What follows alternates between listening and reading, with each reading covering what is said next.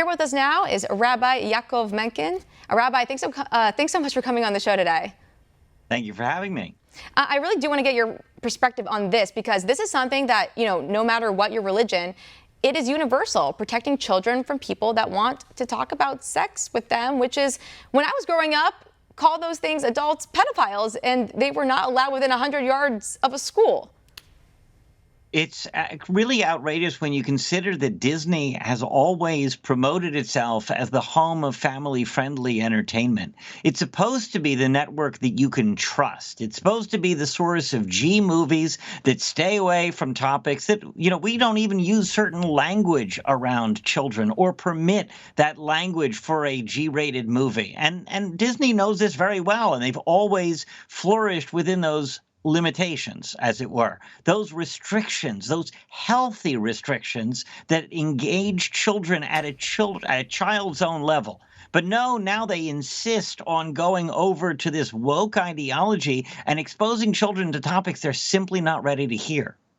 What's really interesting, too, is, critics will look at this bill. They'll say it's very hostile in nature. So supporters say that it aims to shield children from age-inappropriate subject matter. So how are the two how is this being misconstrued at all? Because I think it's very clear. If you actually read the Parents' Rights Bill, you would see that this is not an attack on an LGBTQ community. That's not what it's about at all.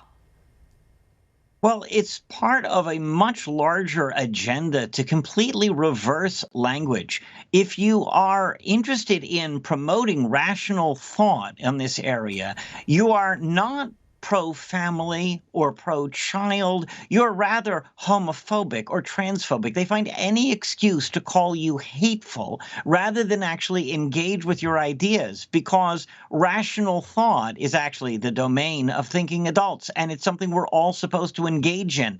But that's exactly, if you start thinking rationally and if you start thinking about the way we've always wanted to protect children, you're obviously going to be against all of these very behaviors that they're promoting. So instead of engaging you rationally, they call the opposition hateful. That's all they have, when you apply common sense and logic. They just go to ad hominem. I want to get to this. When LA County, they're barring travel for people, staffers going into Florida. Oh, what kind of scare tactic is that? It's like Florida's like, okay, we don't care. Oh my gosh, LA County's not going to come to us. Okay, we still have like millions of people flying in, wanting to come see the best state in the country, in my opinion. What is that? What is that all about? It's all about cancel culture. I mean, obviously, they can't actually ban travel. A person's welcome to do so on their own dime. But what they're saying is that they won't, for professional purposes, allow you to go into a state like Florida or Texas because they insist on being rational. And they will not dialogue. They don't want dialogue. They want it's their way or the highway. You have to bow to this new woke ideology or you're hateful and wrong. They will not talk to you. And that's what cancel culture is all about. The idea that simply because a person has ideas that you disagree with, that person must be evil and reprehensible and must not be listened to, must not have a chance to voice their opinion. Sadly, as the Jewish people well know, we've heard that kind of rhetoric before, and it never ends well.